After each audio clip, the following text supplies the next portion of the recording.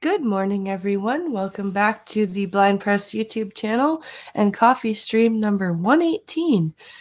And it is another Thursday morning. I hope everyone's having a great day. I am unfortunately fucking sick again. I know you can probably hear it in my voice. Those flippin' flappin' children got me and Pinkalo sick. But this time, since I know that I'm not freaking pregnant, I can take cold medicine. So ha ha ha. Um anyway, um I hope everyone's doing well. Let's say hi to everybody. Brad Young was first in chat, so hello to him. Hi Seamus. Good morning to you. I hope you're doing well. So I've got a few stories for us to look at today. I think I have 7 today. So if we need to go Discord diving later on, we can do that. But I've got 7 to get through before we go, and a couple of them are fairly long, so it may carry us till noon. So we'll see. We will see. Let's see if anyone else has said hi yet. Good morning, Robert Burke. Hi, Skep Talk. I do have a cold, Skep. The flippin' children got Pinkalo and I sick. Pinkalo is feeling it a lot worse than me, though. Like holy, like his he basically has no voice. Like we got out of bed this morning and he was talking like this. It was bad. But he's still driving. Yeah, he's still out driving, and so everybody think of Pinkalo. A little play gardens are our offspring. Yep. It's cold as hell, frozen over minus 15 degrees. Yeah, it is. Let's see what it is right now, Celsius-wise. What does my phone say? -9 Celsius. Mostly clear. So, yeah, it is fairly sunny. So, and it's not very windy. So, for -9, it's not that bad. Like when I was dropping Alex off at school today, it was chilly, but there wasn't much wind and the sun was out. So it was all right. It was all right.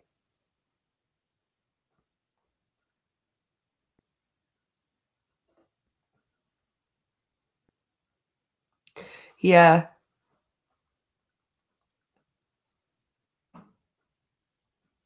It is cold as hell in Midlothian, Texas. 10°C.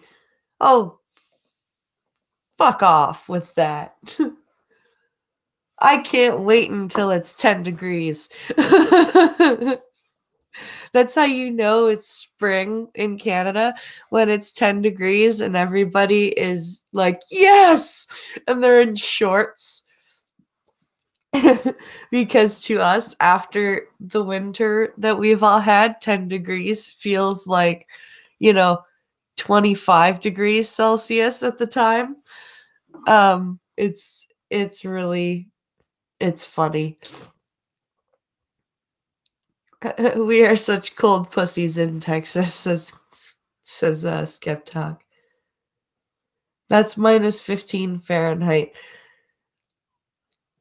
Yeah, so minus 15 Fahrenheit would be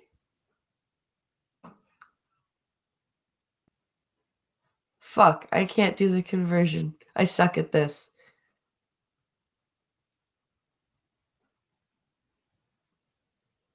I'm headed up north tomorrow and there's 4.5 meters of snow on the ground, says Duck Dog. Oh, fun. That sucks, Duck Dog. That really sucks.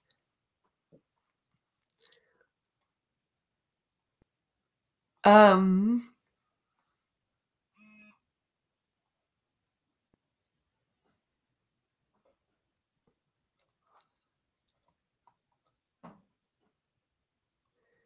Fuck. Anyone know what minus 15 Fahrenheit is in Celsius? I know it's bloody cold.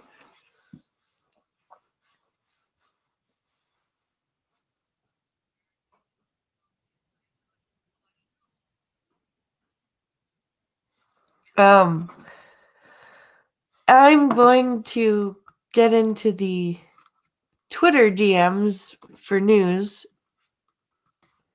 Let's see here. And while I'm doing that, please like and share the stream, everybody. Let's see if we can get at least 25 viewers here. We got close the other day. We had 21. So let's see if we can get to 25. Yeah, about minus 25 in Celsius. That sounds about right. Good morning.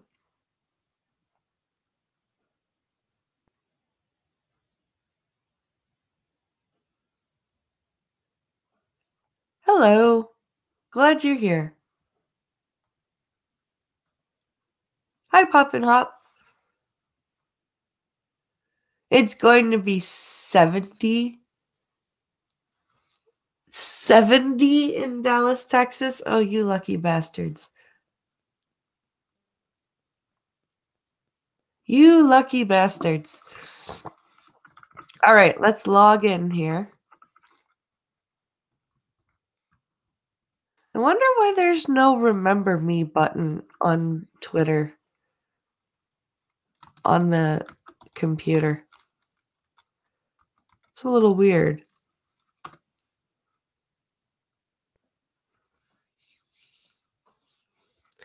It's a little strange.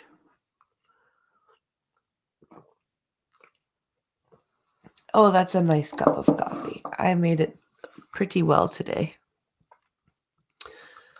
All right.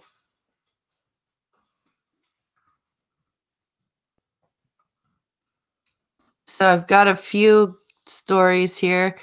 You'll all notice that I used the title "The Dems Are Insane" today, which is first of all a well duh thing, but there's a few stories here that will show you why I picked that title. And one of them I actually stumbled across by accident just before the stream, while I was just going through Twitter. So yeah, we'll start with that one. I didn't. So here we go. Barack Obama brags in Canada. My team never experienced scandal or made mistakes of integrity. That's the headline.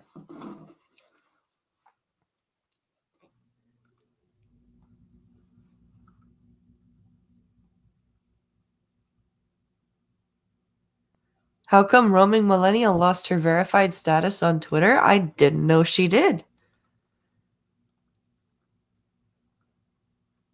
Interesting. No, not 70 Celsius. I know that. That's still lucky.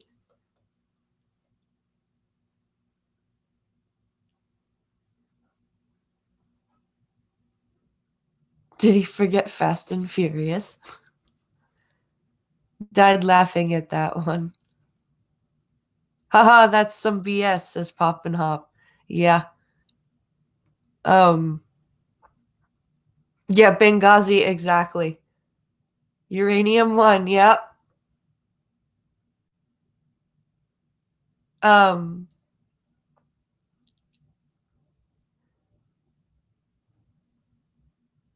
SEC abuses.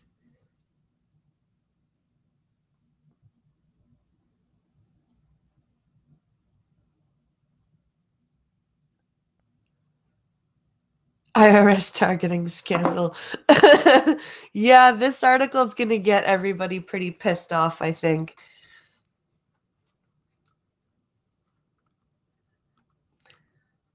This is by Daniel Chaden, I think that's how VoiceOver is pronouncing his name. Let's see. La la la. This is from the Washington Examiner.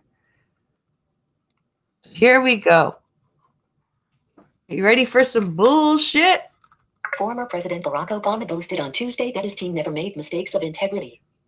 At a sold-out event in Vancouver, Obama never mentioned his successor, President Trump, but he continued a pattern of thinly veiled swipes directed at the current administration that were peppered throughout a two-day Canadian-speaking tour. The nature of things that wind up on your desk are by definition things that other people find unsolvable. For all the mistakes we made, we didn't make mistakes of integrity, and I'm proud that we left office without a scandal, Obama said when asked about the hardships of being president. That's fucking bullshit, dude. People in my chat have just said a whole bunch. Benghazi, the IRS targeting scandal, freaking the Uranium One thing. Let's see. Oh, I know. The drone strikes in Syria. The fact that you promised there would be no boots on the ground, and then all of a sudden there were tons of boots on the ground. Oh, let's see. Oh, fuck. Jesus Christ.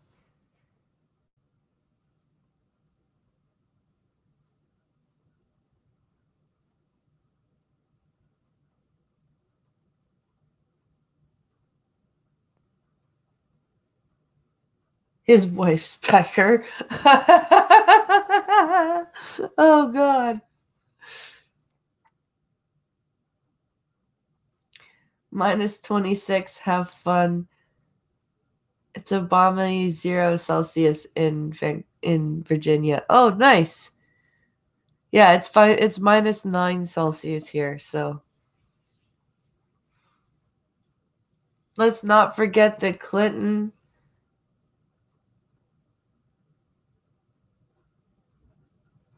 Oh yeah, the Clinton thing. The and my streams, your streams is mine. Trucker.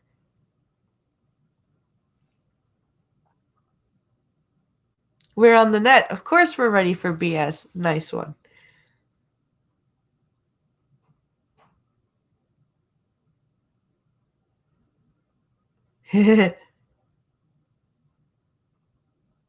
Yeah, 0 does sound nice. Oh, what? Didn't they build Trump Tower too? I don't know.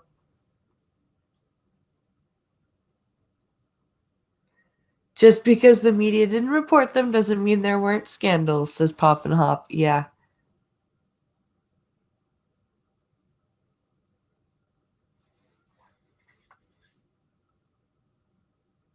Let's see.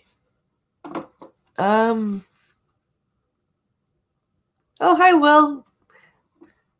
Breakfast away. Link. A period. Visited. Link. Watch full screen. This isn't the first time Obama has asserted that his administration was not rocked by scandal, which stands in stark contrast to what has been stated by his critics, particularly in conservative circles, who long assailed Obama and his associates for matters such as Hillary Clinton's unauthorized email server and the 2012 Benghazi attack. Uh-huh. We didn't have a scandal that embarrassed us, he. Link. Said at a private event. Link. Said at a private event in. Link. Said at a private event in 2018. He said at a private event in 2018 that he didn't. Is he like fucking delusional? Oh, wait, that's an obvious question. Of course he's delusional.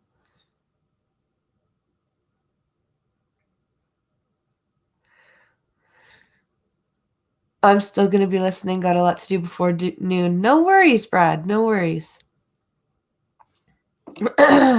Adding, I know that seems like a low bar. No, it seems like a lie. Back in November 2016, Obama was a little more hesitant as his tenure in the White House was winding down. Link, telling reporter. Back in November, link, telling reporters. I am very proud of the fact that we will, knock on wood, leave this administration without significant scandal. Without significant scandal. So what's changed? Well, and by the way, significant scandal has still happened. Like, I don't know, Benghazi was pretty fucking significant. Just saying. The uranium one thing, that was pretty bad. Let's see. The Clinton server, that was pretty bad. The drone striking in Syria of civilians, it's pretty bad. So I don't know what the fuck you're talking about there, President. I really don't.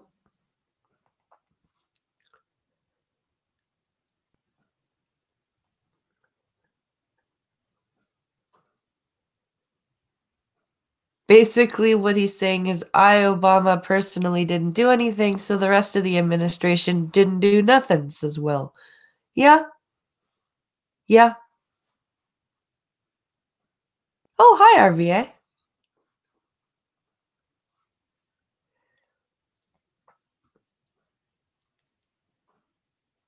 Oh,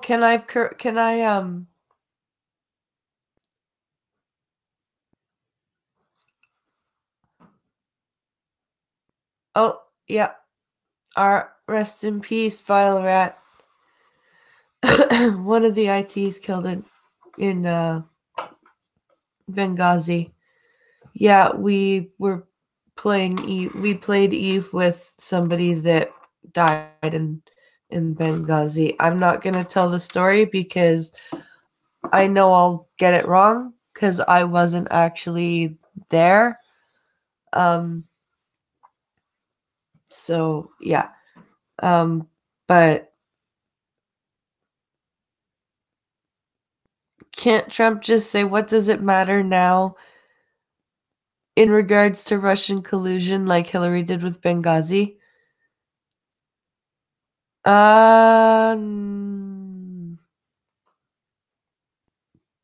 He could, I guess. But thoughts from the dryer real quick. So there's this construction company based in Montreal called SNC Lavalin. Ever since 2001, they've been receiving funding. Well, they don't receive this particular funding anymore because he's dead, but they were receiving funding from Muammar Gaddafi. They wanted to have private contracts in Libya very recently, and Trudeau was going to look the other way on that instead of prosecute. But his attorney general at the time was like, no, you can't do that. What they've been doing is illegal. And she was, let's say, advised that she needed to play ball and be partisan and look the other way, and she refused. There was then a mysterious cabinet shuffle, which saw the Attorney General demoted to Veterans Affairs Minister. This position she held for 3 months, and then she resigned her position out of protest for her treatment while she was an attorney general during the attempt to prosecute this company, and the fact that Nothing was being done about it. She has then since testified to the Justice Committee about exactly what happened. And Trudeau has since lost 2 more members of his cabinet over this because they've lost confidence in him. And so those who are rallying around him are basically, without using so many words, calling her a liar, saying that this never happened, saying the cabinet shuffle was because somebody else retired or resigned. I can't remember which one it was. But it is way too fucking coincidental the way all things happened. No worries, thoughts from the dryer. This story makes me fucking crazy.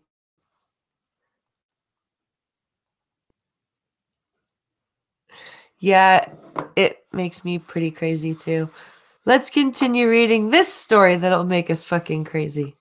Talk of integrity was a centerpiece of Obama's speaking engagements throughout Canada on Monday and Tuesday. He told the crowd in Winnipeg on Monday that integrity was one of 4 key elements integral to putting together a successful team. Although he steered clear of discussing the 2020 campaign, Obama said his former Vice President Joe Biden, who is considering a bid for the White House, link, was exemplary in his dedication to integrity. You are period. He was he? So how much integrity did it take to drone strike that wedding there, Barry? Yeah, that's right. I just called him Barry. That's how much respect I have for him.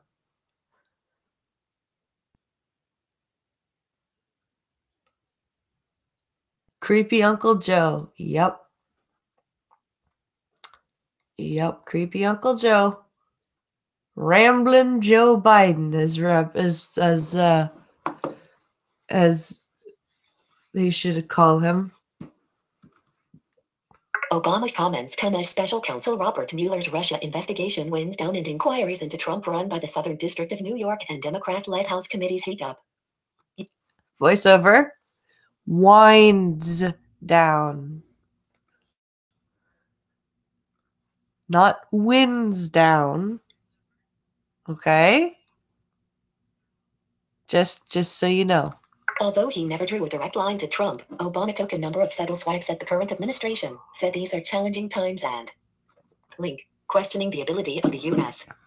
to handle a crisis in a common sense, practical way. Like you handled the fucking recession?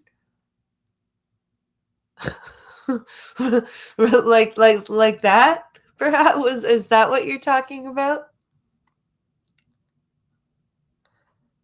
I really think Joe Biden's elevator does not go to all the way to the top floor. I agree. I agree, Skep. Let's see.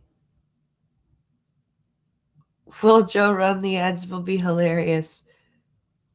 Likes to touch the kiddos. Oh, Jesus.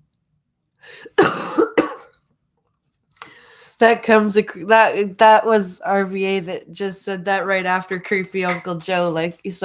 Creepy Uncle Joe likes to touch the kiddos. Oh, fuck.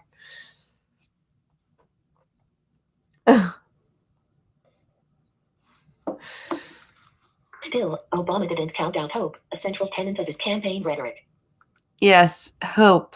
Hope, huh? Pointing to young people and the next generation of leaders, Obama, link, talked about using his third act to train 1 million Baracks and Michelles who are running around thinking they can change the world. You are currently... Oh my god, you fucking megalomaniac. Holy shit. No, but it's running around thinking they can change the world by reeing and destroying trash cans and Starbuckses and fucking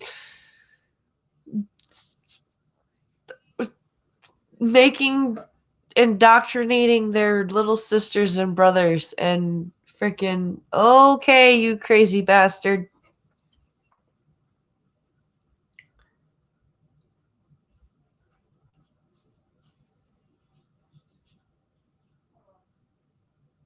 Let's see. Well, he does like to touch the kids. We have pictures. He is creepazoid Joe Biden.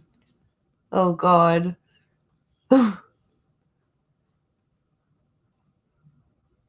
So, want him for president?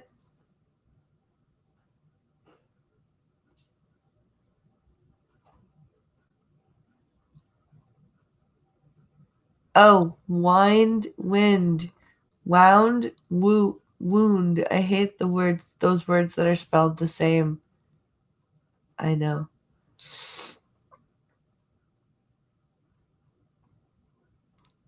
Obama talking bad about the U.S. in other countries again. Yep.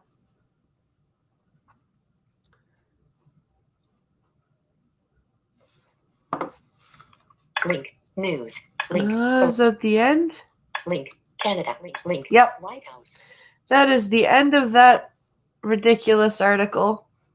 Let's go to the next ridiculous article, shall we?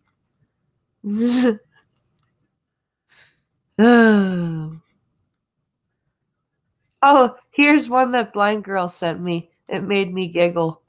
Billionaire dies during Paris penis enlargement operation. Yeah. You heard that right. You totally heard that right, guys.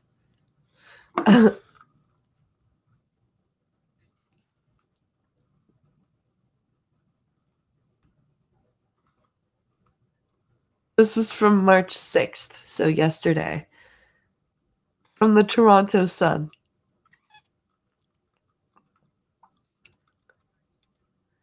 All right. Silly, silly people with their operations.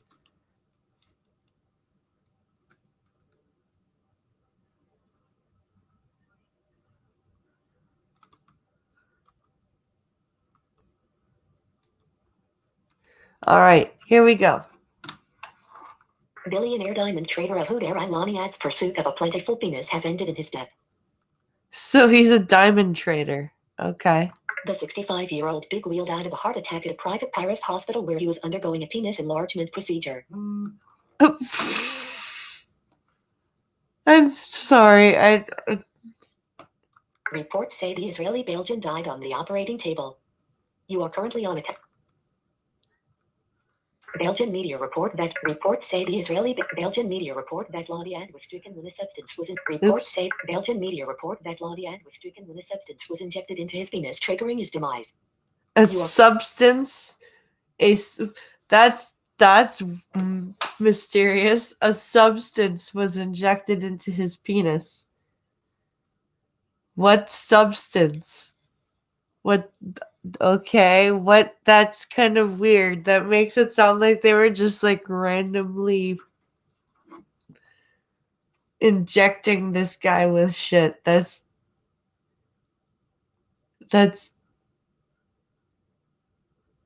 penis enlargement, says Skeptalk. Yes. I'm still laughing. Oh, hi, all you need.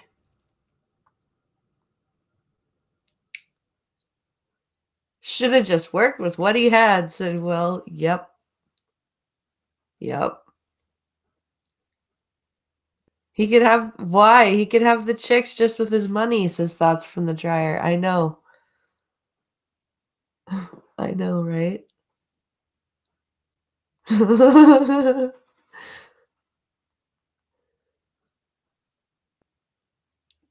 It was the stuff from inside Stretch Armstrong. Oh, God. The silicone implant exploded. Oh, shit.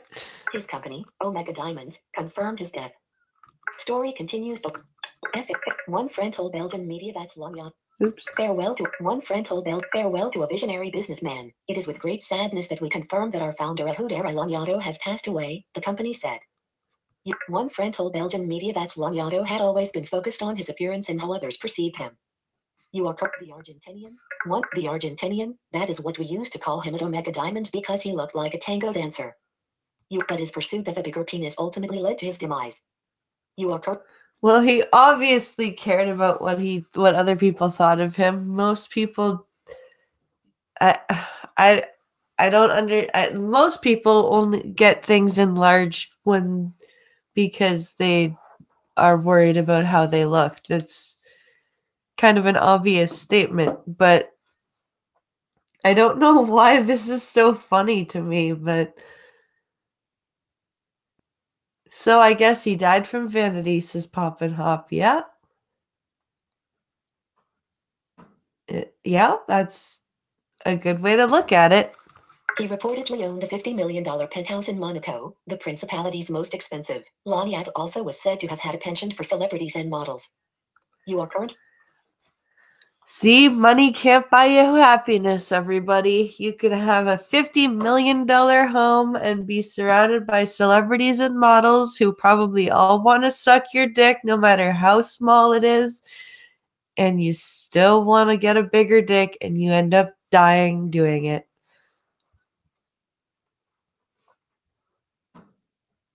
What was the size to begin with, says Faithless. I don't know. I don't think it's going to say. After living an exceptional life, Ahoud will be brought back home to Israel as his final resting place. He will be dearly missed by us all, the company added. You are currently on. He began his career as a masseuse in Tel Aviv before seeking his fortune in Africa, where he developed a keen eye for priceless gems. 44. Comments. So he was a masseuse in Tel Aviv, and then he went to Africa and became a gem trader. Okay.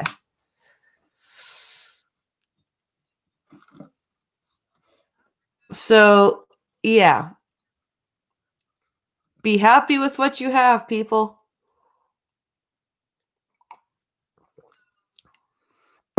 Or else you'll die on the freaking operating table.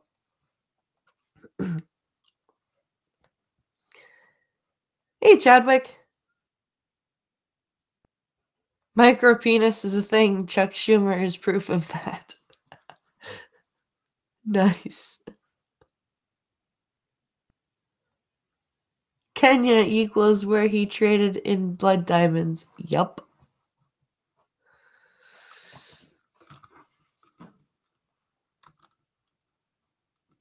Let's see. What's the next ridiculous article? Oh, here's one.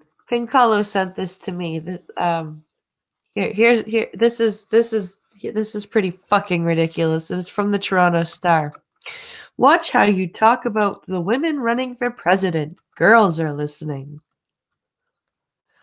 But it's okay to trash the male presidents. It doesn't matter if boys are listening. But don't you dare trash the women president candidates.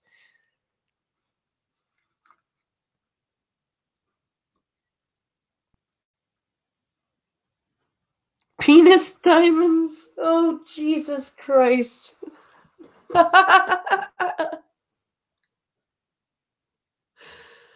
Fucking penis diamonds. Oh, Jesus Christ. That is now stream lore, I think.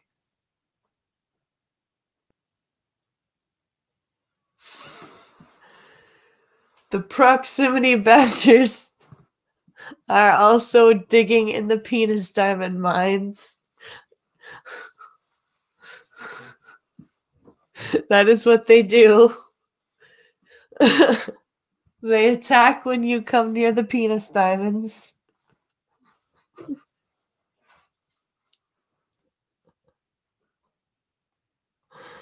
Oh my God. Oh. Jesus fuck.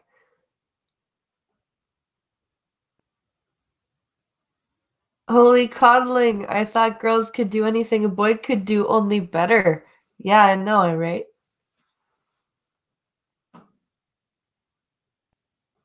But their brains don't brain. No, they don't. They really don't. All right, let's find the contents of this ridiculous fucking article here.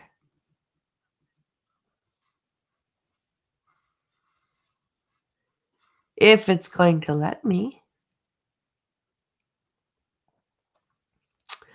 Okay. Come along, story contents. I would like to read you.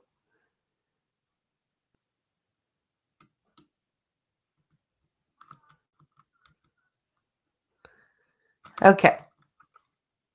Oh, by Janetta Davis. Oh, yes. Okay. All right, here we go. When Kamala Harris announced that she was running for president, the reaction reminded me of the summer of 1991. That's when I learned that Black women are not allowed to be leaders or speak out without facing vicious backlash. I was 11 and my sister was 6, and the Anita Hill controversy was enraging people across the country. You are currently on it. Oh, really?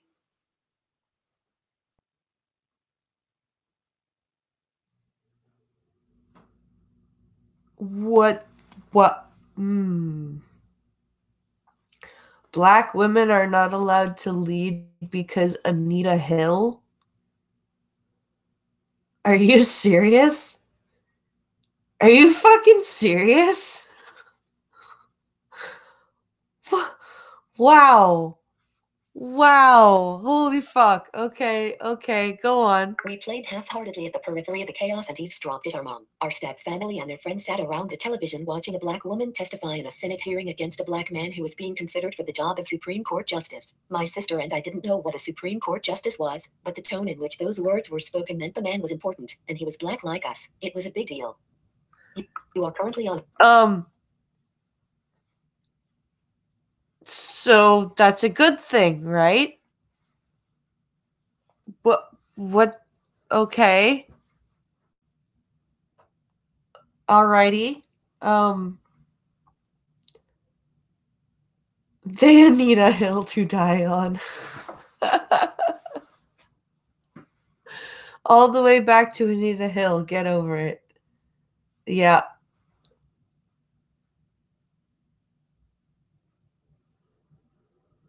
Oh, poor Kamala. At least she gets suck Willie Brownell to get to the top. Oh.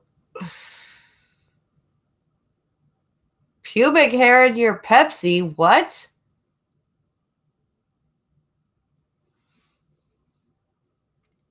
Say what?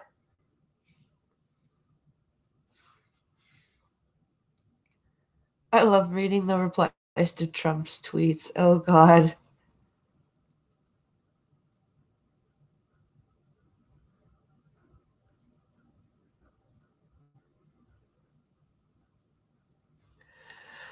Okay, let's hear what else this ridiculous person has to say. Kamala Harris announces her candidacy for Kamala end of Picture. I didn't grasp how the Senate hearing worked, but understood that my mom and all the adults hated this woman. Words such as gold digger, homewrecker, and floozy were linked with terms like taking a Black man down, man's temptation, and a man's weakness. Several references were made to Eve, apples, and snakes. We were church kids and smart readers, so it wasn't hard to figure out what they were saying. None of the adults realized then that their words about Hill would later create turtles for my sister and me.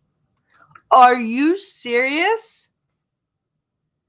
So because your parents were calling out Anita Hill for what she had done, and you understood the connotation of the words that they were using because of what she had done, it created hurdles for you and your sister? Why? Were you snakes? Were you gold diggers and home wreckers? Why? Why did this why did this affect you so? Seriously, why did this affect you so? Was that your life goal? But I want to be a gold digger and a home wrecker, Mama. Why are you bashing them? Now I don't know what to do. Fuck off.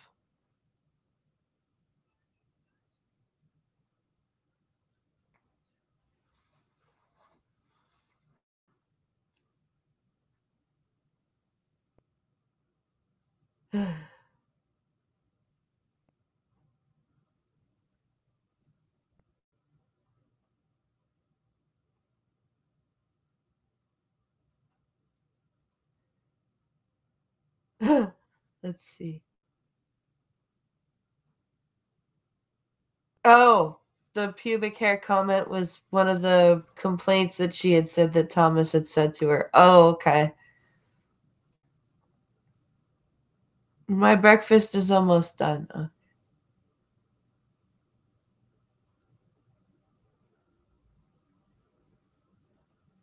Let's see.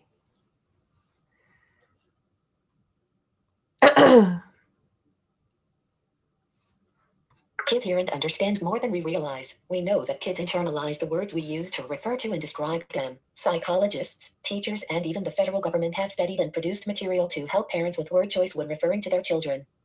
You are correct on a text element. Referring to their children. They were not referring to you. So, what's your deal?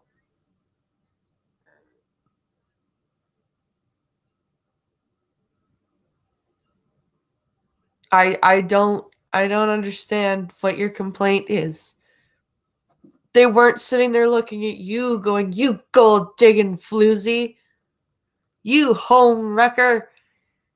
You snake." Like, what is your problem? Why are you a crazy lady? I don't understand. Why do people want to be crazy? Why do people want to be fucking a victim and sad and have issues with their parents?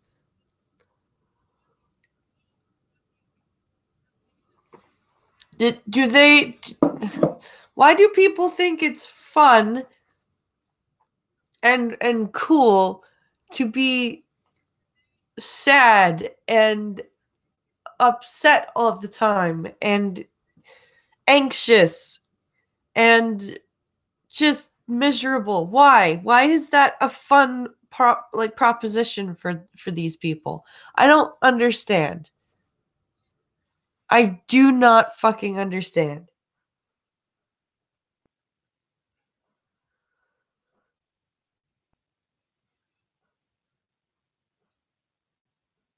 Let's see. She probably wants reparations for the comment too. Yeah. They want to feel special, says Chadwick. Yes. I would agree with that. But the words we use to describe other people matter, too, especially when the kid is a black girl watching and listening to her parents refer to a woman running for one of the highest offices in the land as someone who succeeded by sleeping her way to the top, a house-breaking vixen or the top cop, a person who enforces racist laws at the expense of the black community. Kids get so many of their beliefs and ideas from the adults they love and trust, particularly their parents. Hearing negativity targeting women only works to stunt those girls. But she did do all of those things. And hold on a second. I want to check something.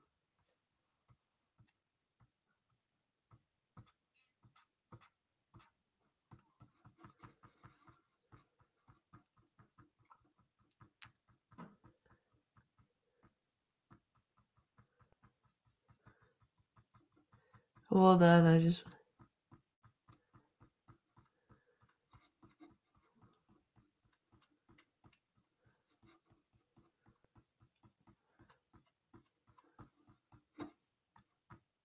Oh, good.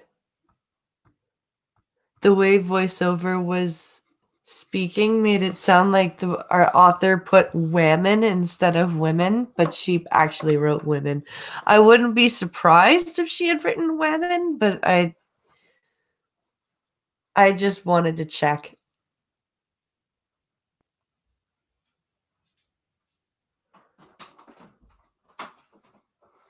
Oh, hello, funny. Just coming to say hi and walk out. Hello, Chad. Everything okay? Yeah.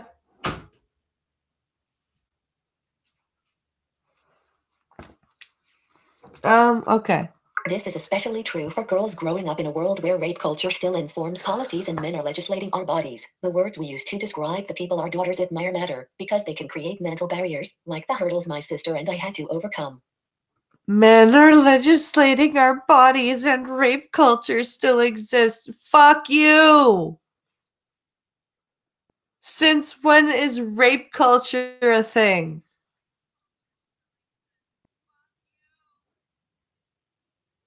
Rape culture. Fuck off. Yes, people love rapists. People really love rapists and they admire them. That's why rapists are like the bottom tier in frickin' prison, especially child rapists, right? That's why, right? That's why we have a rape culture, because we love rapists so much. Oh wait, that's completely the opposite of what happens.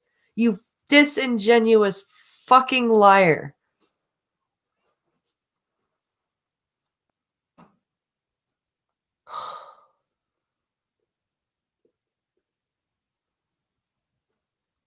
What is rape culture? Serious question, says Skeptalk. I don't know. We cultivate their behavior. Since they said it was, we have to shut up and believe, says Chadwick. Yeah.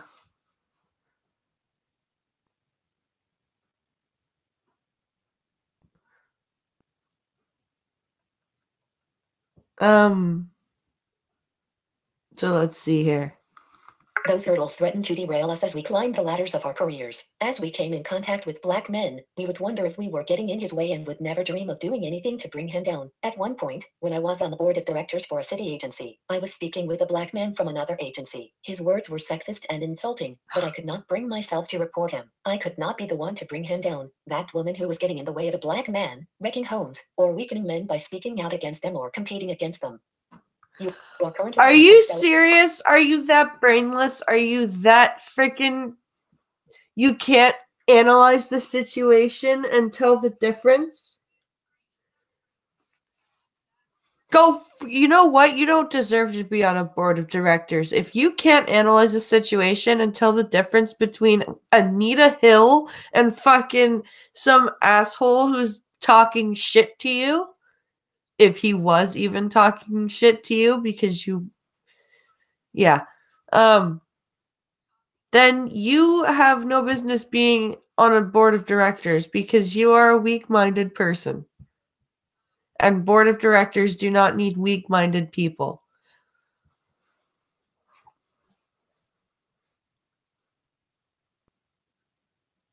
That was tribalism over ethics. Yeah.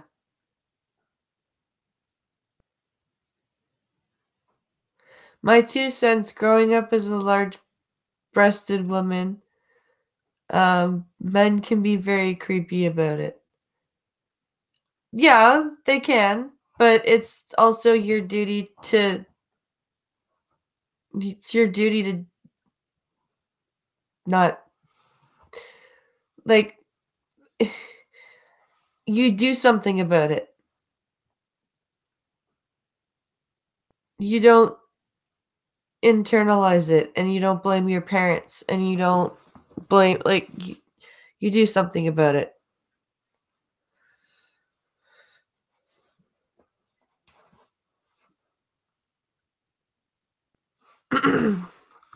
Jennifer Vandenberg, a school psychologist in La Porte, Ind, says, hearing negative stereotypes shared about women of color in power, angry, etc. feeds into the thought that they cannot be ambitious and aim for those positions of power, because they will be seen that way. So, it's okay for white moms to bash white women in front of their daughters, but every other mom and dad, they have to watch how they speak about women of color in front of their daughters? Is that if you're gonna go with this thesis, you're telling me that only colored people, I guess is what you're saying, people of color are saying that you have to be careful about how they speak about women of color, if that's the way you want to be called, in front of their daughters. But, white parents can trash white women to their daughters. And while we're on the subject, why is it okay? Why do we have to be so careful about how we speak about women in power to our daughters, but not about men in power to our sons?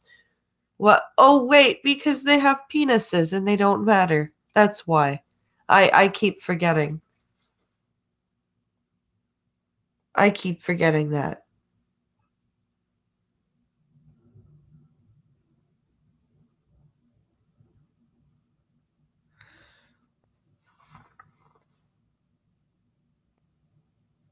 I had a boss who put his arm around me and his hand landed on my boob. I didn't report him, but I took him by the thumb. See, you don't necessarily always have to report them. If you you don't necessarily have to like run to the HR department. You can take care of it by yourself, like you did. Thoughts from the dryer, and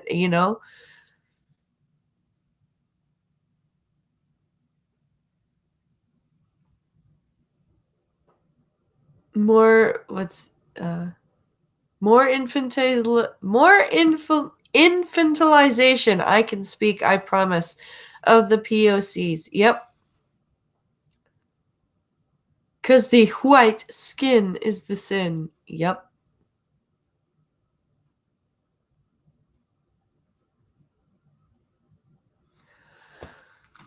The girls, as my sister and I were, are trapped by the ideas of their parents and have no way to reason around them or to wade through the falsehoods that even their parents fall for sometimes. So, the words used to describe women of color in leadership become facts in their minds, because there is no higher authority than a parent. The kids are also not equipped to dispute what they are hearing, nor do they know that challenging a parent is an option. What adults say about these women influences not just how a girl sees the woman, but how she sees herself, now and in the future. Wait, are you saying, are you, the way that was written, are you saying that what was going on with Anita Hill that was not true, and that she was, that she didn't do nothing? And also, no, that's not how that works.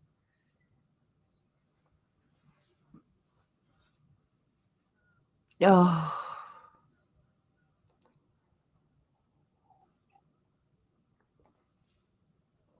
So parents aren't allowed to have their own opinions of people, especially in politics, because it might make their kids have a Freudian complex or something? Is this what I'm getting at? Is that it? Am I hitting it on the head here? If they hear people noting that there is a current generation of women of color in power who are making a mark in the government, it empowers them. Vandenberg says, they see and hear about representation and begin to truly, internally feel that the same is possible for themselves. You are currently... Oh, yeah, okay. Third-party ad content, heading level 4, link, image, link, image, link. And that's the end of that story. So, again, why do you only care about the people of color? Why is this not about all women and girls? I don't get it. That I don't get the racism here. I really don't.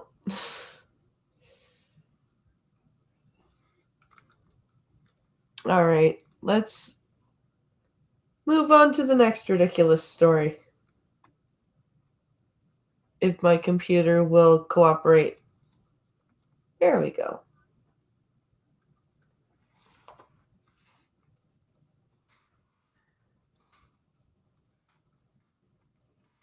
Come on.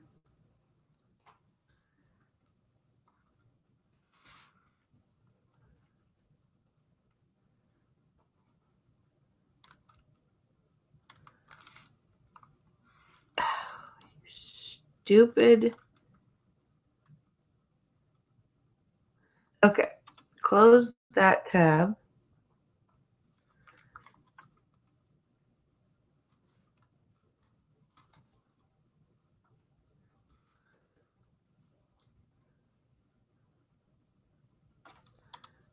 All right. There we go. Back into Twitter we go.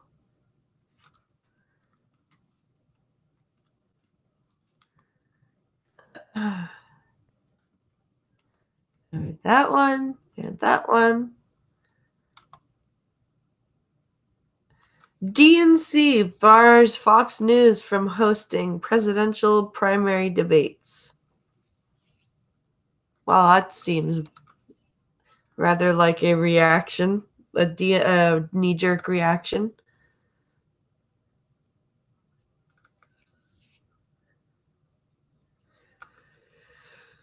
And it says network urges party to reconsider. I bet they do.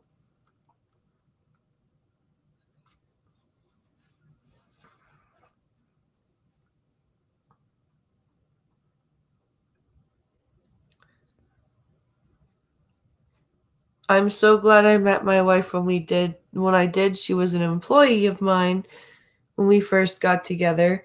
If it had been today, I would probably be in jail. Yeah.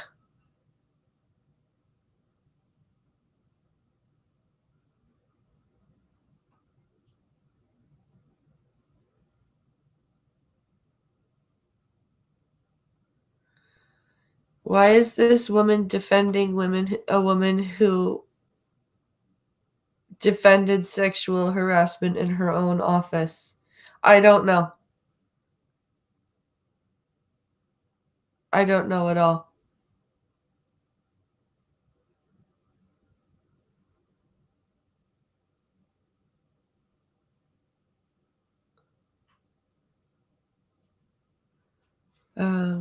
Let's see. Come on. Well, they left their bias just hanging out in the wind there. Yep.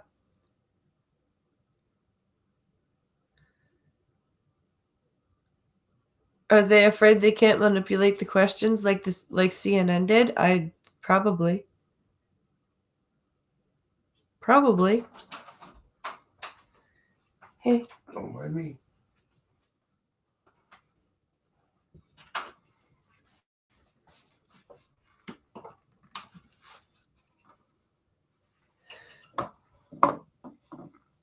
What's up?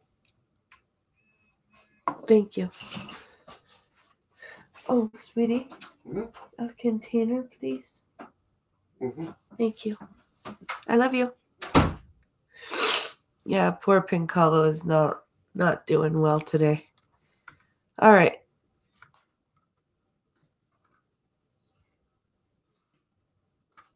Oh,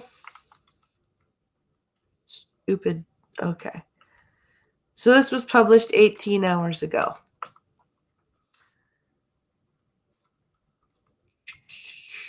Come on here. Go through all those stupid links. All right, here we go. Only on a text link. Democratic National Committee has barred Fox News from hosting its link. Has barred link. Presidential primary debates. So it's banned Fox from hosting its presidential primary debates. Prompting the network to urge the party to reconsider. We hope the DNC will reconsider its decision to bar Chris Wallace, Brett Baier, and Martha McCallum, all of whom embody the ultimate journalistic integrity and professionalism, from moderating a Democratic presidential debate. They're the best debate team in the business, and they offer candidates an important opportunity to make their case to the largest TV news audience in America, which includes many persuadable voters. Fox News Senior Vice President Bill Salmon said in a statement. You are currently... Yeah, this is specifically because Trump banned CNN. And Trump banned CNN because CNN was straight up lying about him. Okay? The Dems are banning Fox because they don't want what they perceive to be the news outlet for the conservatives to laugh at them for the things that they're going to say. They don't want to be questioned.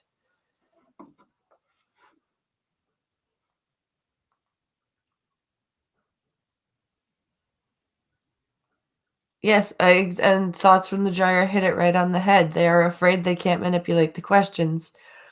like CNN did.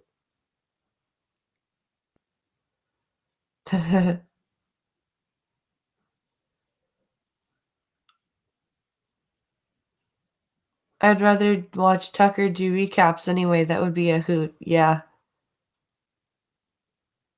If they don't get onto CNN, then all the people in the airports won't see them. That's funny.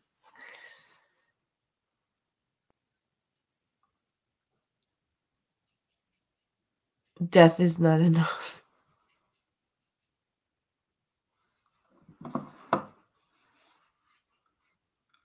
Link. CNN accused of stacking audience for Fox News Sunday host Chris Wallace moderated a presidential debate in 2016. Image. In our close icon 1 advertisement earlier in the day, DNC Chairman Tom Perez announced the party would not allow Fox News to host primary debates, claiming they would not be fair and neutral forums for the candidates. Oh, yeah, okay. I believe that a key pathway to victory is to continue to expand our electorate and reach all voters, Perez said in a statement to Link. The Washington Post. So you want to be able to reach all voters, but not the voters that watch Fox News. Is that what you're saying?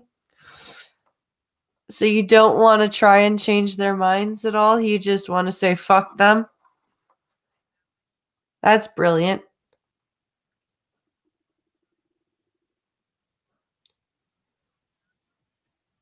If they don't go on Fox, they're subject to being highlighted by the talking heads and can control the narrative. Yep.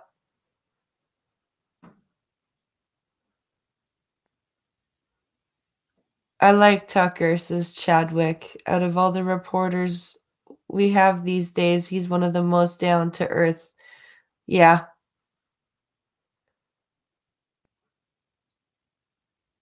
Pelosi is giving a press conference right now. I wonder if she'll be able to get a full sentence out.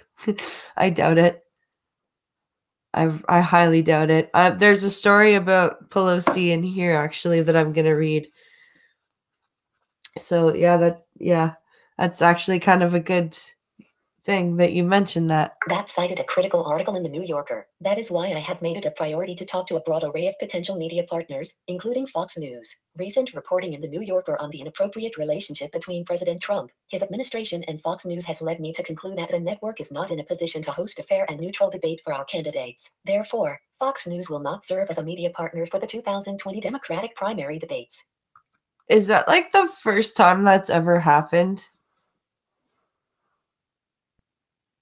And what inappropriate relationship between Trump and his administration and Fox News? How fucking hypocritical can you be, you crazy bastards?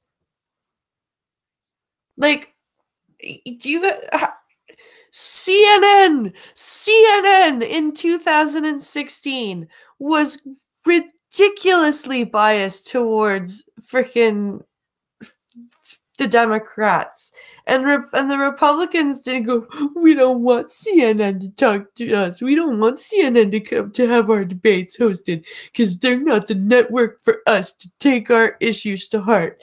No, like, what the fuck is this bullshit?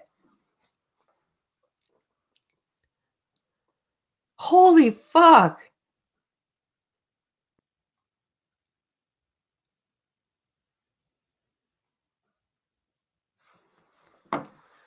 While some Fox News Channel opinion hosts have come under fire for ties to the Trump administration, Wallace, Beyer, and McCallum are anchors from the news division who have been praised for their handling of past debates. In 2016, Wallace moderated a presidential debate between Donald Trump and Hillary Clinton.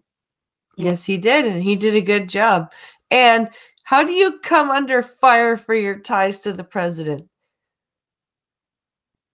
Jesus Christ, what is this, Nazi fucking Germany? Seriously, you can't... He has ties to the president. Yes, and nobody at CNN ever had ties to Obama. Fuck off. You fucking hypocrites. All of you. I'm still blocked off of CNN's YouTube channel. I was screaming at the top of my lungs during those debates.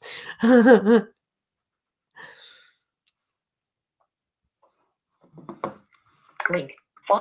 Brett Byers screen link. Let's see. Brett Byers screen link. Link. Twitter. Link. Byer tweeted.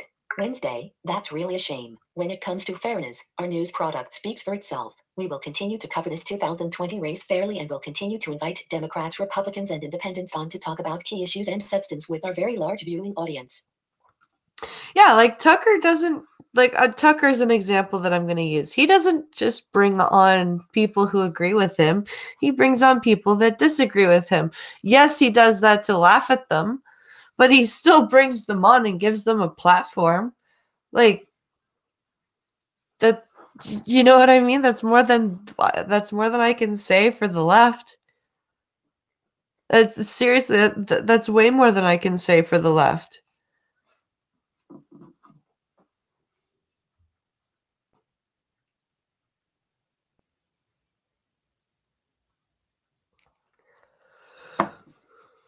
The DNC announced last month that link. NBC News will host the first Democratic primary debate of the 2020 election cycle in June. Back in 2016, the Republican National Committee link famously pulled out of a planned NBC News Republican primary debate after a similar event on CNBC was criticized for allegedly unfair questions. You are currently up. Brian Flood covers the media for Fox. So that's the end of that article. Your drugs. My drugs. I can hear you need them. Have fun.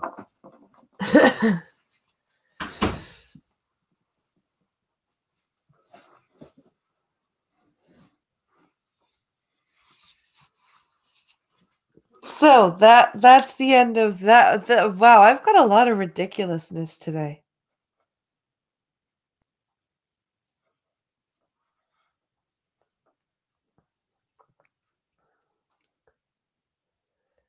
Let's see.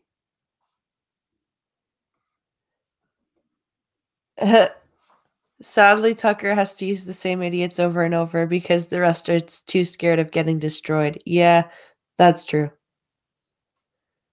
He has more Democrats on his show than he does Republicans, says Chadwick. Yes, that's true.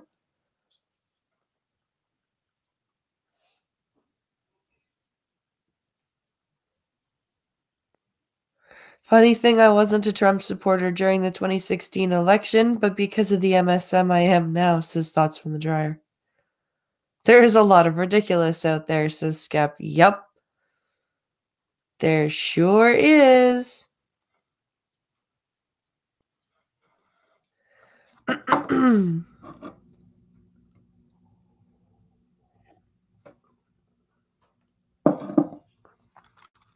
All right. What a wow. Such stupidity. Such ridiculous stupidity.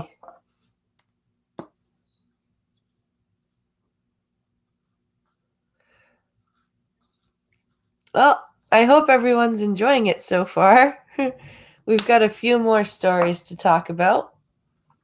We are almost at 25 people. Let's see if we can get a few more in. We've got 6 to go.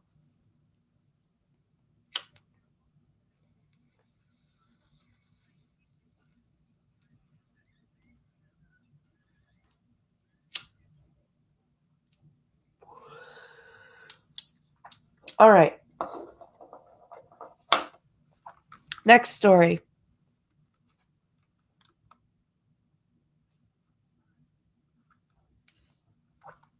Oh, yes. I think her name is pronounced Trelake.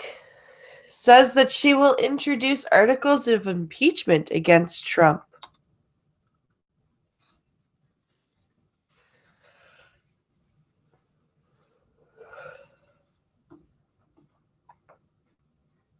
I think she's the crazy bitch that said, I am take great offense to a woman of color being used as a prop in these proceedings at the Michael Cohen hearing.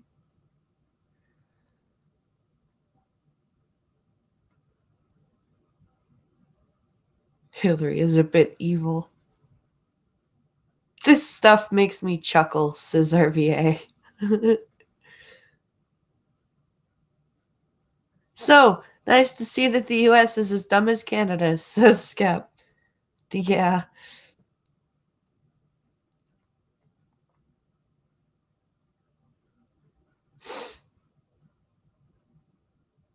Let's see.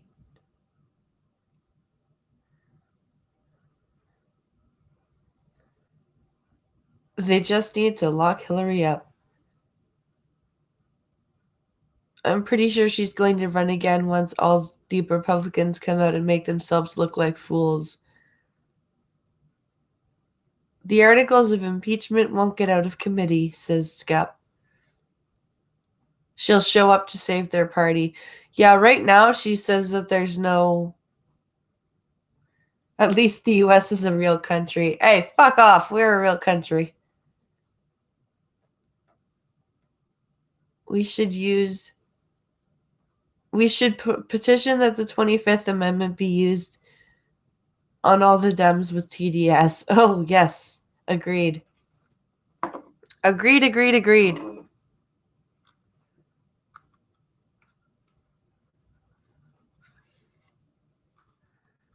All right. Come along, story. Where are you?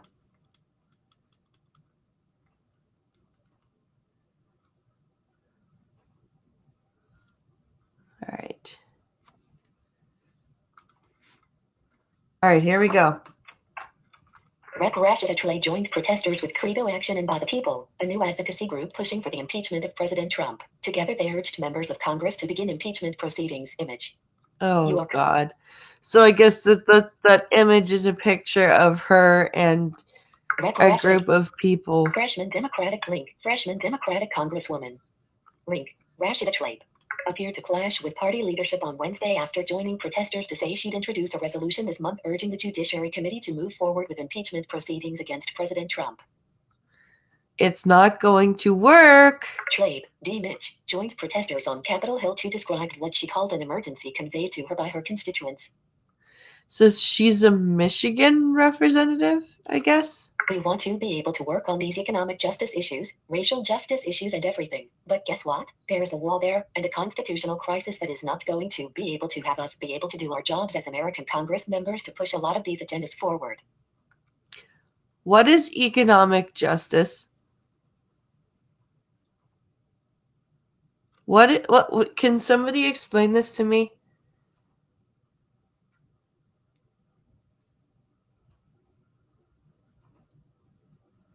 Not anymore. Pop and hop. It's getting pretty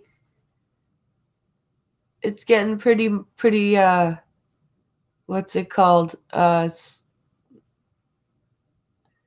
It's getting pretty strict. Economic justice equals give me the money, says Skepdog. Fair distribution of wealth. RVA says rich people giving poor people money. To Robin Hood syndrome. Reparations, I believe, says Faithless. Economic justice equals shakedown, says Pop and Hop. Yeah. All good definitions. Link. Democratic freshman in our close icon advertise link. Was pressed by report link. Tlaib was pressed by reporters over Democratic leadership's message that unfounded calls for impeachment could spell trouble for the party in 2020. This last election was a calling. We saw record turnout in an election year where people wanted to elect the jury that would begin the impeachment proceedings to Donald Trump. No, you didn't. No, you really didn't. Link image. Republican Rep. Mark Meadows and Democrat Rep. Rashida Tlaib get into a fiery exchange during Michael Cope. She continued, That's a picture. This is not to say that we disagree. I think that every single colleague of mine agrees there are impeachable offenses. That's one thing we all agree on. We may disagree on the pace. We may disagree that we have to wait on certain hearings, but at the same time, I think they all know the dangers of allowing President Trump to continue to violate our United States Constitution. How is he violating the fucking Constitution, you crazy, crazy bastards? What? Seriously? I don't understand how he has violated the Constitution.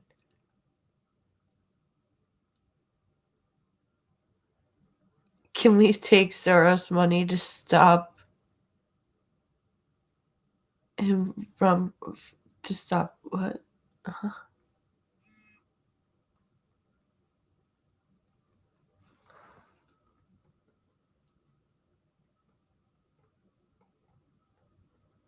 Oh, can we take Soros money to stop him from doing more wrong? I think we should. Everybody gets their fair share, and some folks are more fair than others.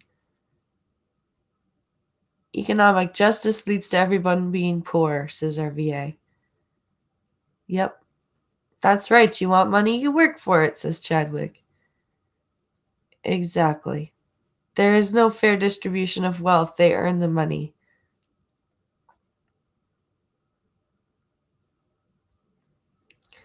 Let's see.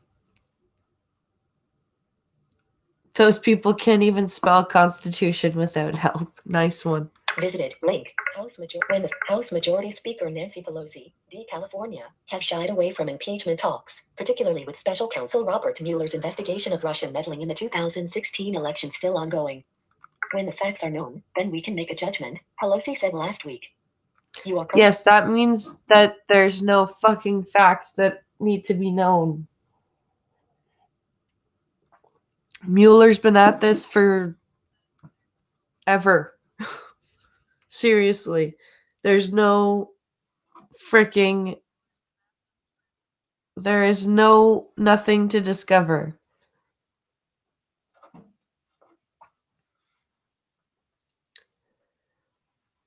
The only one who is in violation of the Constitution is all of them, every last one of them. Politicians are as crooked as a dog's hind leg. Yep. Sounds like the future Gulag prison guards are warming up, says Cracked. Yep. I would agree with that too. Link image. Rep Trade, Fox News, heading level 4. Fox News national security analyst Sebastian Gorka and Fox News contributor Tammy Bruce react to the radical Democratic agenda on Hannity. Oh. Heading link image. Rep Tlaib goes on. Heading level 4. Link.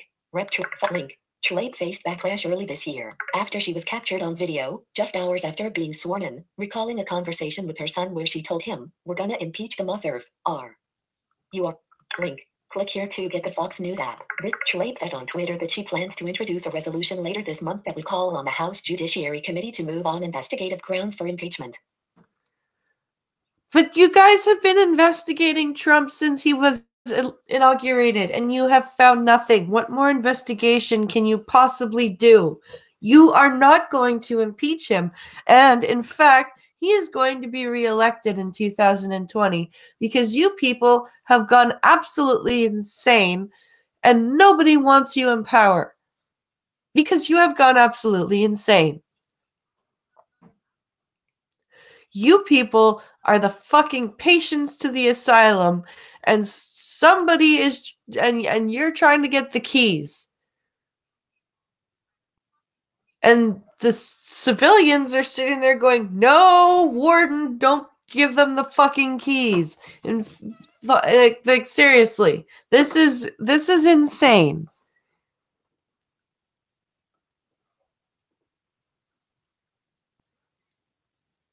Invoke the 25th on them, says Pop and Hop. My boss is involved with a group that my boss is involved with a group that is sending petitions all over the state to remove her. Oh, good. It's a ploy to stir up the crazies, says Crack. Yep. We're trying to get her out of office, says Chadwick. Paulina Bedage is a writer/reporter for Fox. That's the end of that story.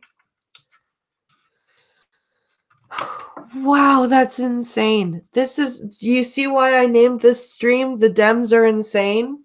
Because the Dems are fucking insane. Not that you guys needed to be told that.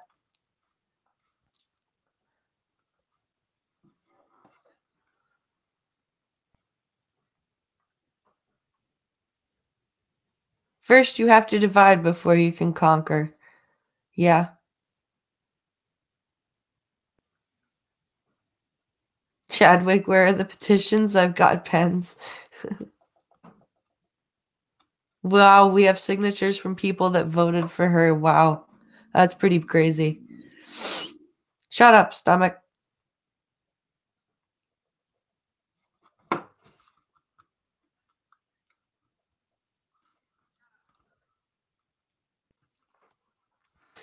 All right. So this is a bit of a longer story, but it's interesting. Oh my goodness.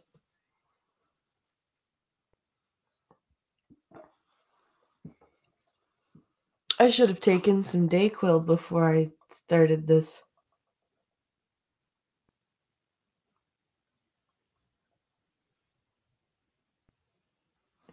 Insanity would at least be forgivable. They are just evil, says Faithless. Yeah. We are aware they are crazy. It is nice to see others see it as well. Yes, I can imagine.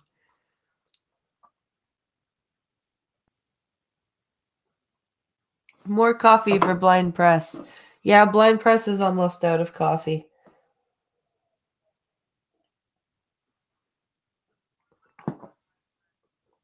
In fact, Blind Press just drank the last of her coffee. All gone. I am a sad panda.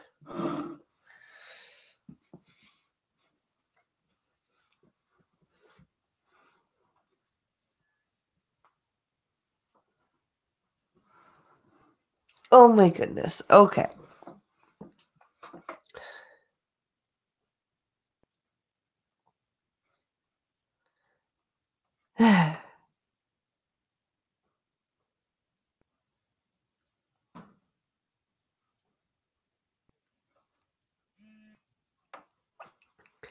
Pink Hollow brings stimulants for Blind Press stat.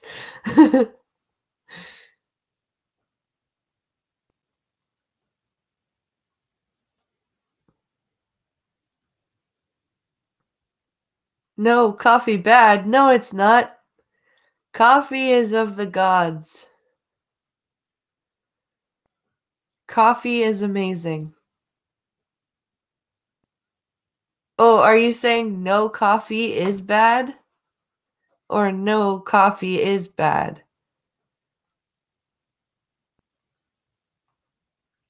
I'm confused.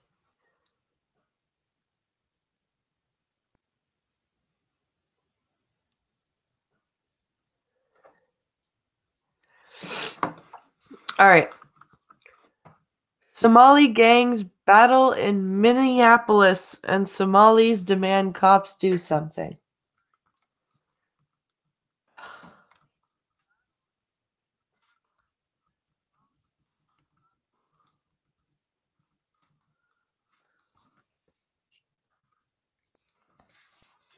Well, yes, the cops need to do something, but perhaps the law-abiding citizens in the Somali community could work with the cops too. And not having coffee is bad. Coffee is life, says Cracked. Yes, I agree. I want to see Somali gangs fight to the death. Reality TV. Oh, God. Oh.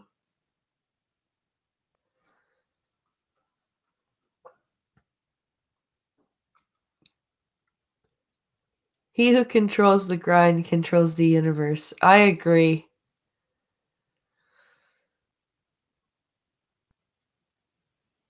If you want to see Somalis fight, go to Westerville, Ohio. Ohio. Yeah, it's pretty crazy. All right.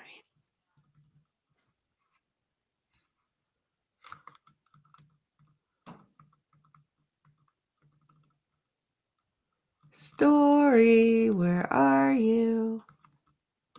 There you are. So this is from March 5th.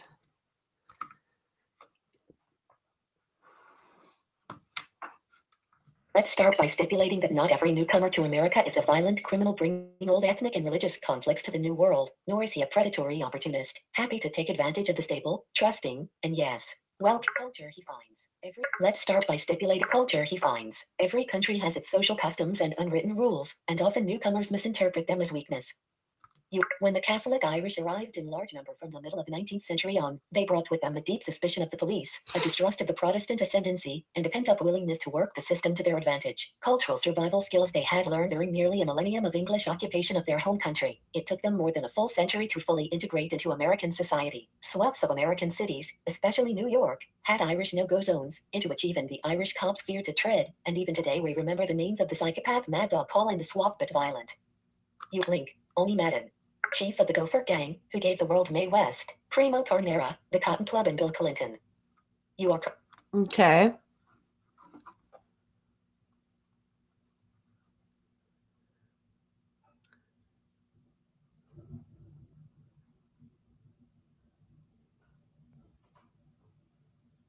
Why do these people come here supposedly for a better life then reenact the same behavior that made their own countries shitholes? I don't know. Yeah, but some are, says Faithless. Agreed.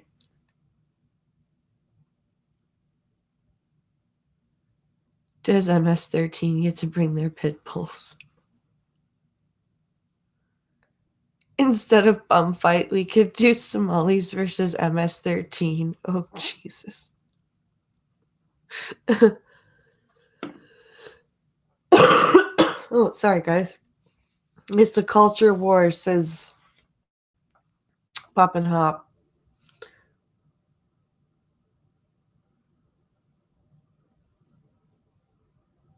It did, say the Cotton Club.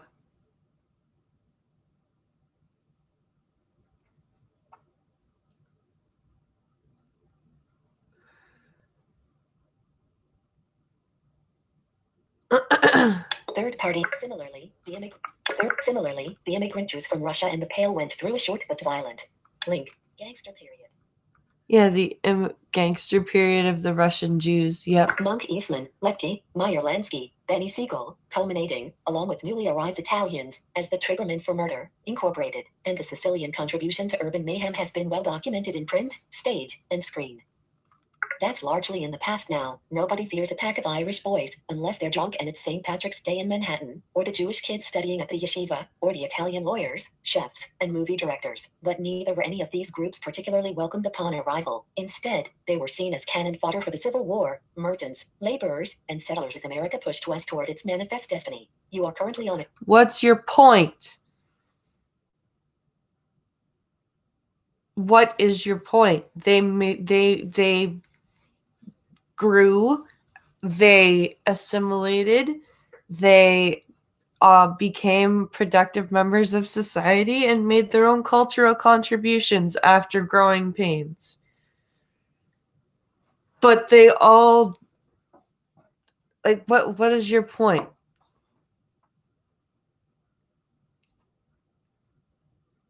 So what they're saying is that the diversity is not a strength. Yeah, that's what it sounds like. Okay then, says Chadwick.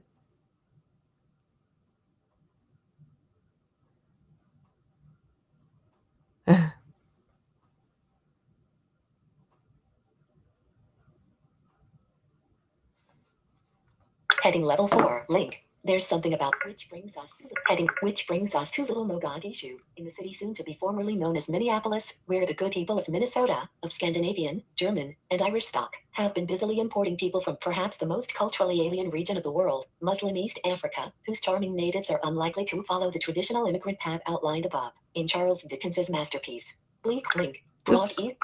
Which brings us to Little Mogadishu, in the city soon to be formerly known as Minneapolis, where the good people of Minnesota, of Scandinavian, German, and Irish stock, have been busily importing people from perhaps the most culturally alien region of the world, Muslim East Africa, whose charming natives are unlikely to follow the traditional immigrant path outlined above. In Charles Dickens's masterpiece, Bleak House, Mrs. Jellyby ignores her own brood while busily organizing aid to Africa. Today's Mrs. Jellybys have instead brought East Africa to them.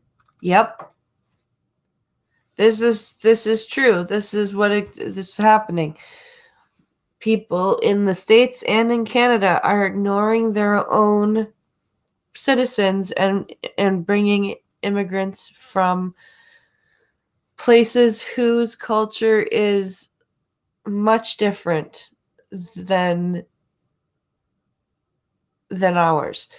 The European immigrants of the last century, the Russians, the Irish, the Italians, at least their ideologies were slightly more compatible with the North American ideology.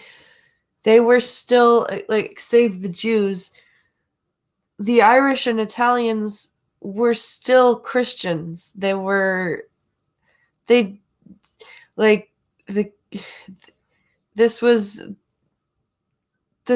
less of an adjustment than bringing over Muslims from East Africa into the Western culture.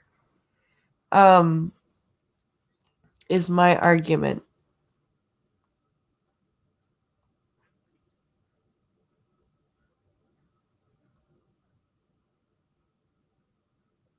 Potato pie cakes? Potato pancakes. Yeah, those are awesome. They had a sense of community. They didn't want to destroy everything around them. Yeah. Latkes, yep. Different and antithetical, yep.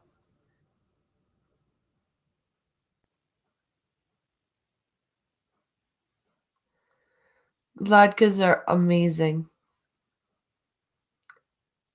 Charming, yeah, it's charming natives, yeah. I'm from Irish stock, I can make that joke, yeah.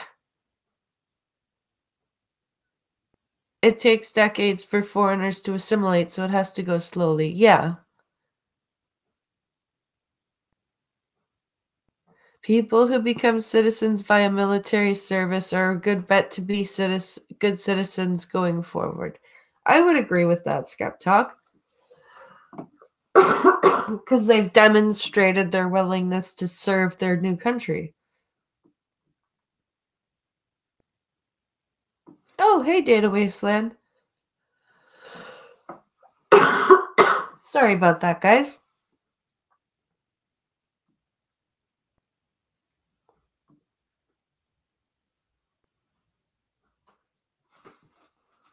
Period. Sponsored. A group of Somali volunteers, including Abdirahman Mukhtar, left, and Abdullahi Farah gave out pizza and tea to young people from a stand Friday in the Cedar Riverside neighborhood. The men hope by connecting with youth and engaging them in conversation they can combat the shootings that have recently plagued the neighborhood. After the You are currently link. Latest spasm of gang violence. Minneapolis Somali residents and business owners on Monday stepped up their calls for help from City Hall and police headquarters to help curb the senseless shootings that they say too often go overlooked. On Friday alone, 5 men of Somali descent were shot in separate attacks, one fatally. Block, quote level 1. But, okay. How many of you in the community tell your young boys and girls to fear the police?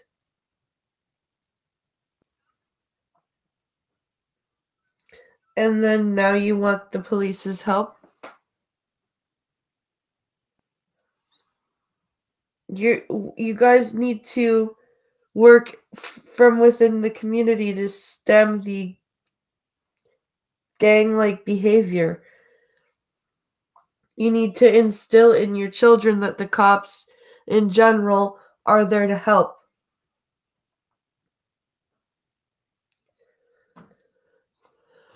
Police and community members pinned the blame for the bloodshed on an ongoing feud between Cedar Riverside neighborhood gangs like 1627 and Madhaban with Attitude, NWA, and their rivals, the Somali Outlaws, whose territory includes the area around Carmel Mall. Friday shootings were a repeat of a familiar pattern. A shooting on one gang's turf is usually followed hours, if not minutes later, by an eye for an eye response so as not to appear weak, community members say. 2 shootings last month are also blamed on the conflict. As with other recent shootings, police immediately stepped up patrols in both neighborhoods to prevent further retaliation, but some in the community wondered whether they could be doing more.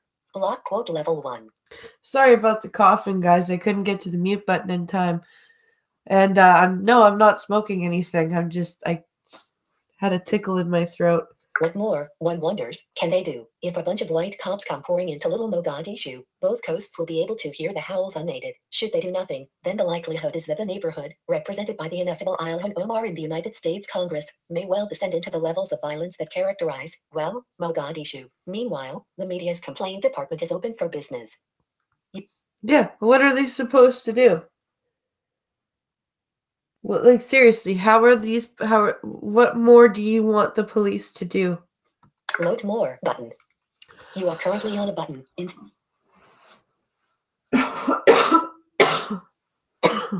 Oh no.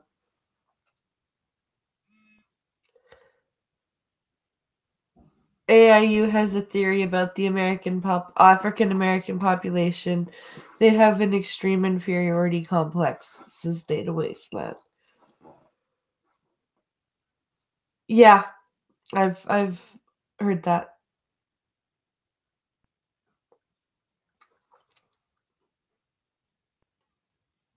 My butt can't order food for 2 weeks again, out of money, sigh. Oh, that sucks.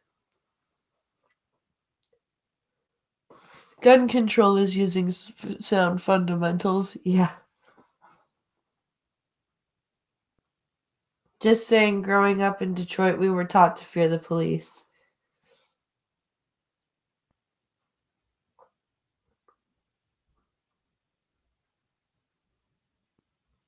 Let's see.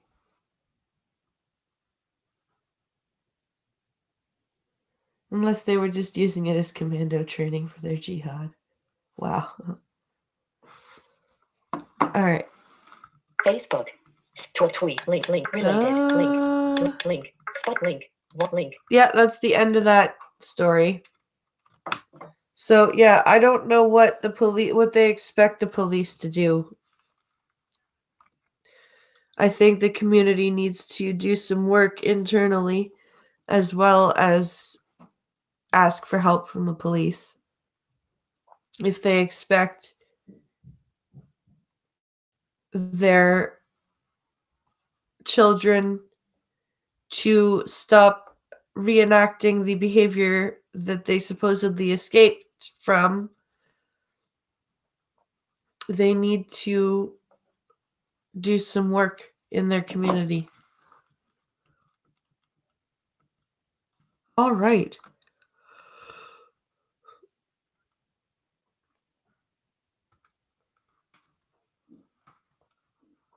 So here's an opinion piece that says we need to stop sexualizing jihad.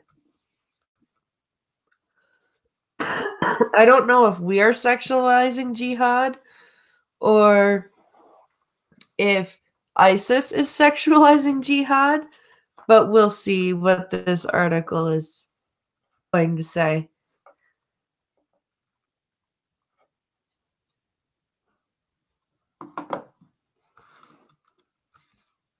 This is from The Independent.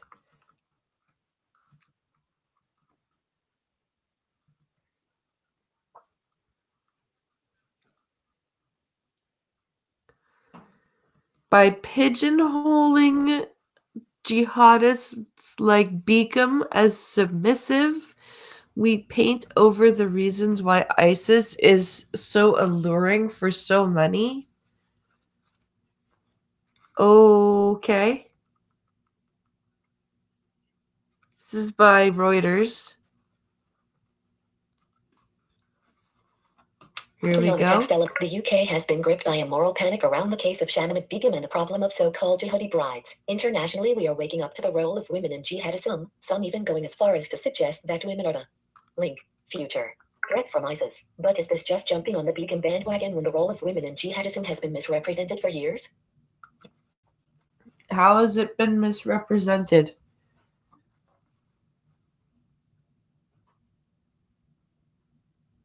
Jihadi is so sexy. Yeah, I know, right? The first thing I think about when I think of jihad and the jihadis is just sex appeal. That's the very first thing that crosses my mind.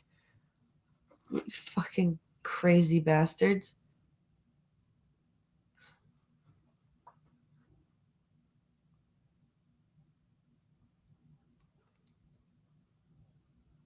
If the refugee breaks the law, they should be sent home. Agreed.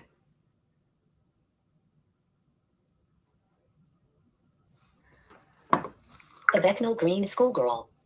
You are Kurt Link, who at 15 left the UK to join ISIS in 2015, wants to return to the UK. Link, Beacons. Case is a gate of the public debate and the pervasive and problematic narrative of jihadi brides that detracts from the truth. You are it's the problematic narrative of ISIS brides. The reality is that we really don't know the nature of the threats these returning women and girls pose, or even how many there are, but we do know that reductive gender stereotypes are inaccurate and prevent us from getting to grips with the full picture. Yes, it's all about the gender stereotypes. That's the problem. It's the gender stereotypes about women being submissive in general. It has nothing to do with that particular personality type that the ISIS soldiers are looking for specifically because it's easier to recruit those women. You fucking retards.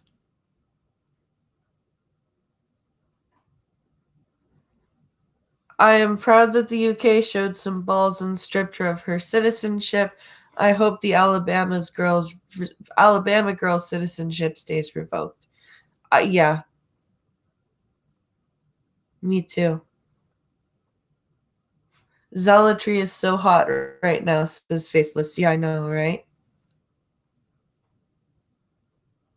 It doesn't matter if they oppose the threat, they gave aid and comfort to the enemy. Yeah. Submissive, not my experience. Women folk are mean.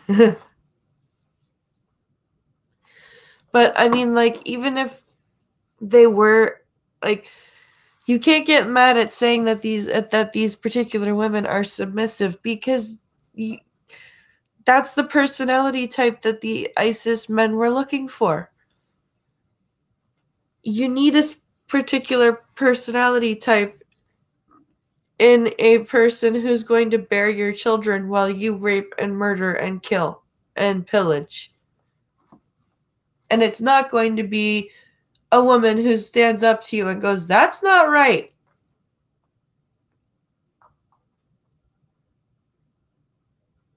Women can be the most vicious people I know. Yeah.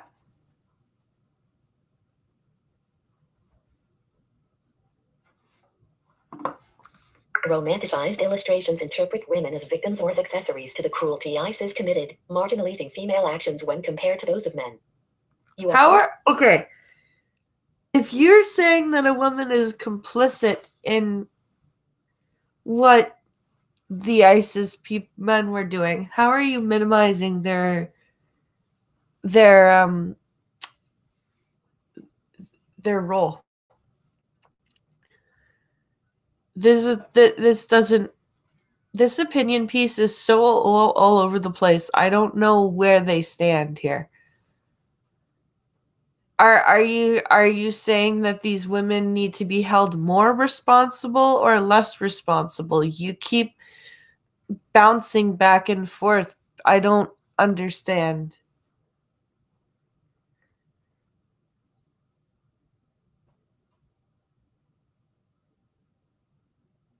Have you ever heard of Colin Flaherty, the writer of Don't Make Black Kids Angry? No, I have not.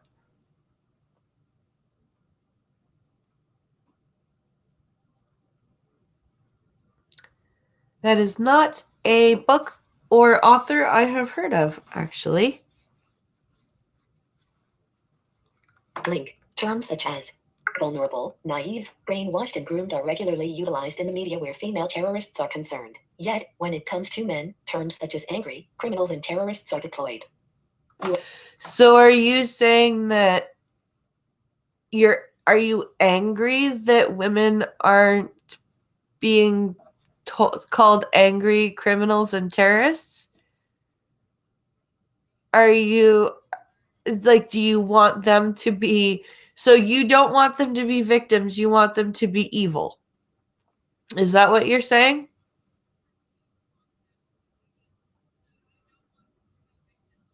That's what I'm getting out of this.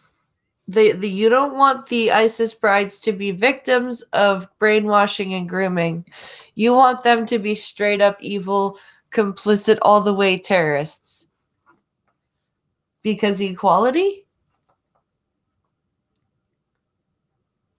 Is that why, like, equality you want? I don't. I prefer the women who think for themselves and are self-proficient but are not afraid to ask for help when they need it. Yes.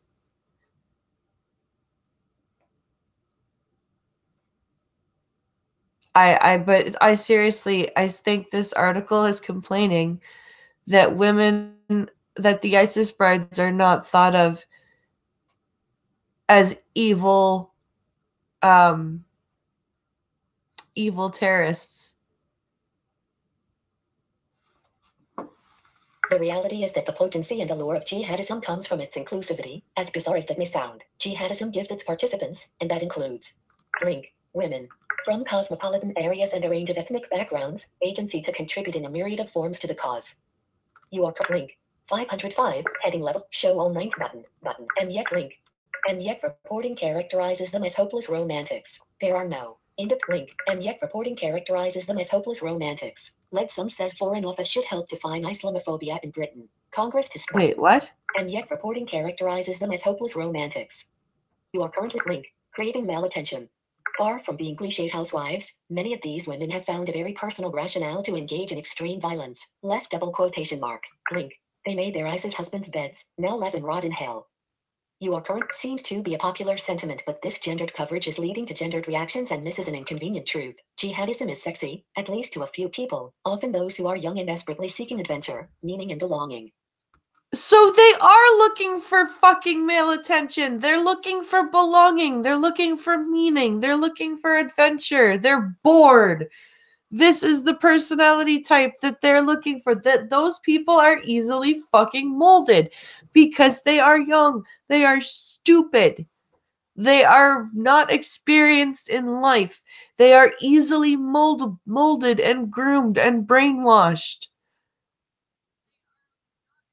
This is you. Oh my god, you don't know what the fuck you are saying. You are disproving your opinion as you write. How can people not understand when they start writing like this that they are disproving themselves?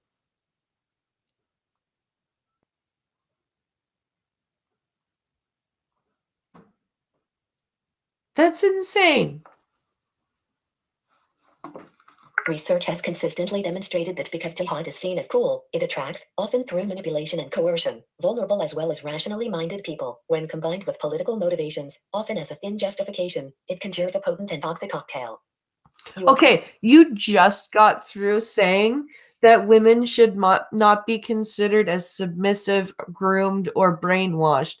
But now you're saying that the ISIS soldiers use coercion and manipulation to allure people who think that jihad is somehow cool. I don't know who the fuck thinks jihad is cool in the first place. This is totally contradictory.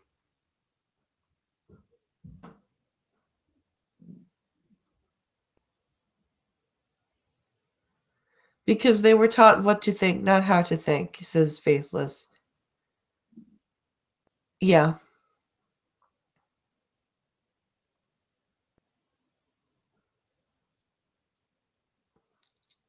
Well, my wife will be happy when she gets home. I just shaved my beard for the first time in 2 years. I feel naked. Plus, they are raised in an ideology that supports those ideas. I guess.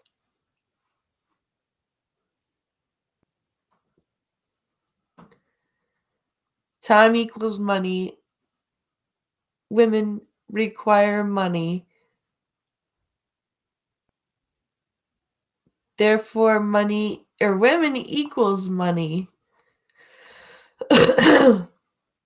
Money is the root of evil.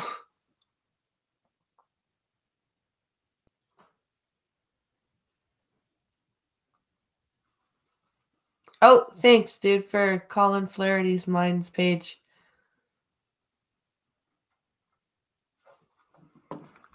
We often rely on the crude notion of radicalization as the supposed process by which good people turn bad, usually as victims to evil ideologies. But research continually picks fault at any simplistic collective patterns of radicalization. Human motivations to join the jihad are almost infinitely varied and individualized, making the collective policing response very difficult. Complementary. Heading level 2. Link. Image. Link. Link. Link. Link. And the feminist stereotyping of female jihadists predates ISIS and Shamima Begum with the likes of the 2 White Widows. Link. Sally Ann Jones. And Samantha Luthwaite. And link. Jihad Jane. And link. Jihad Jane.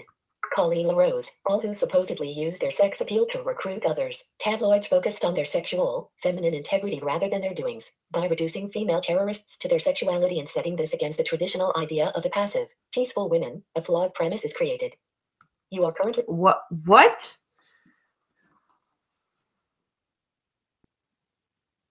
So, because those women used their sexuality after they were recruited themselves to recruit others, that means that calling them out is and criticizing that is sexualizing women who are jihadis? Jihadi hoes.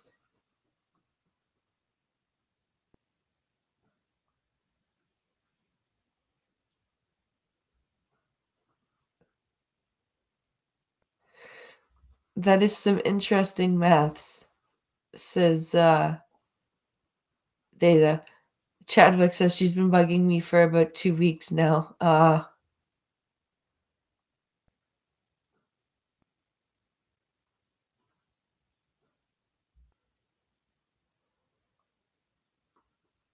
Let's see.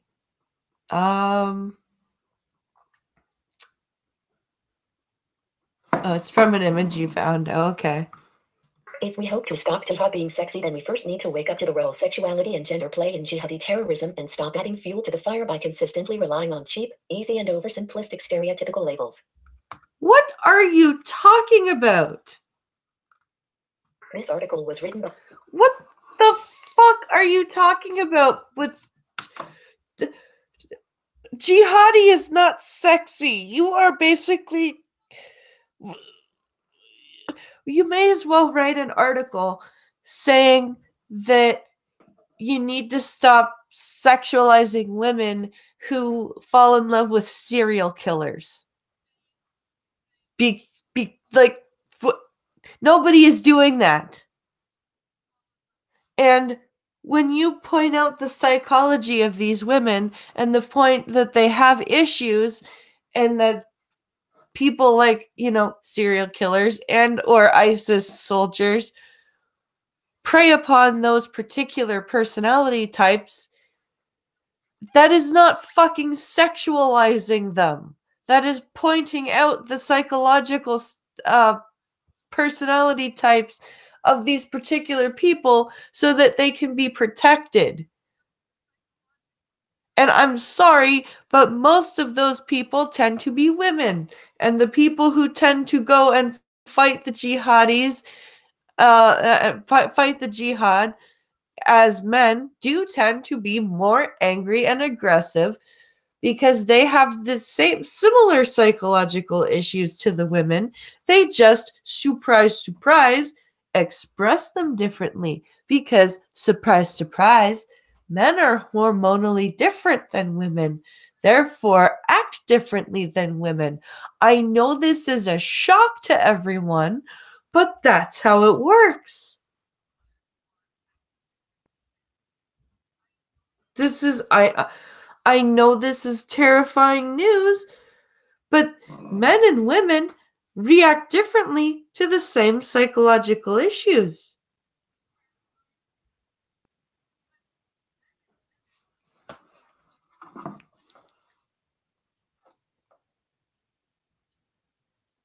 Let's see. They're just admitting that they think jihadis are sexy. Exactly.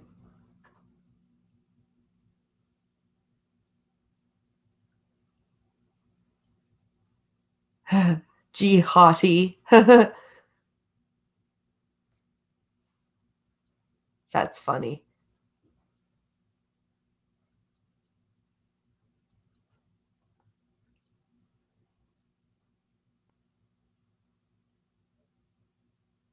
How can you say women are different to men? The men in the white coats will be at your door soon. You mean the people kind in white coats?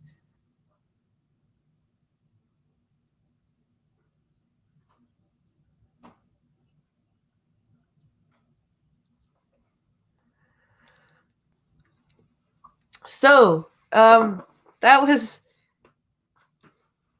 I think that was the last article I had. So, and it's 11:56. So, it's now time for you guys to ask questions or make observations. So yeah, I'm going to throw it over to you guys, chat.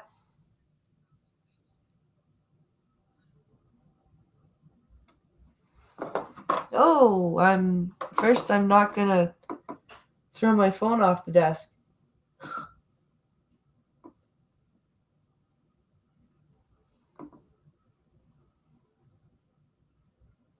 Okay, everyone, speak up, says Arvia.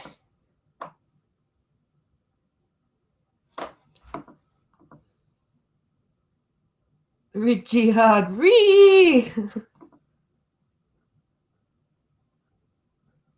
What is my favorite maple syrup? Elmira maple syrup, but it's too expensive to buy, usually.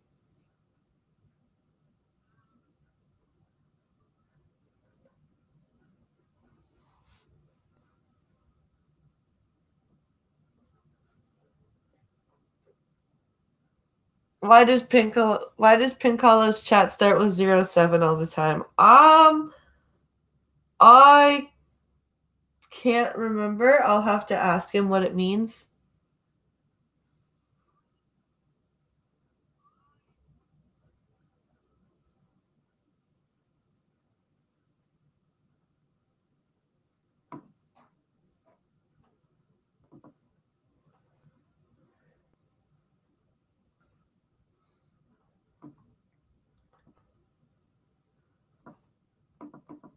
Let's see.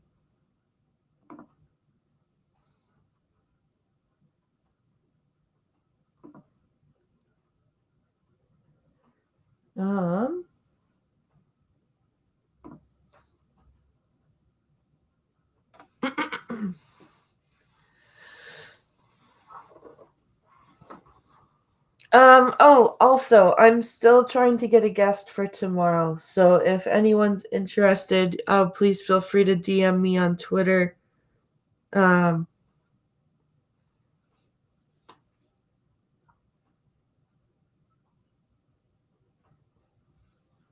remember also that call-in day is the last Friday of the month. So that would be tomorrow's the 8th. So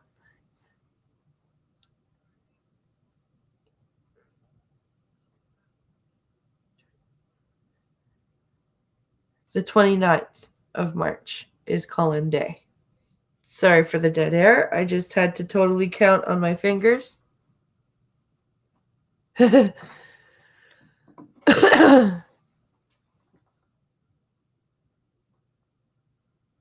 make a boring guest. Ooh, granddaughter time. Have fun, Crack.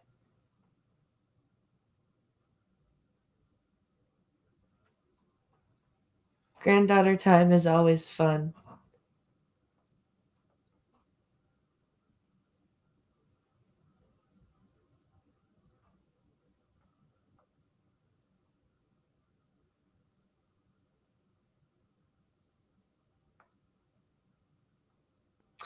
Well, let's see. I think we're going to wrap it up here. I'm having trouble talking. Oh, that sucks, thoughts.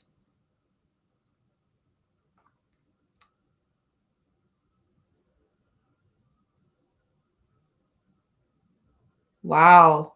I found out, let's see. I found out if or when I qualify for the cataract surgery, I need to decide whether I want to be far or nearsighted because Medicare won't pay for the extra $4K for the lenses that give you perfect vision. Data, that really sucks, dude. I'm sorry that you have to make that decision. That's really unfortunate.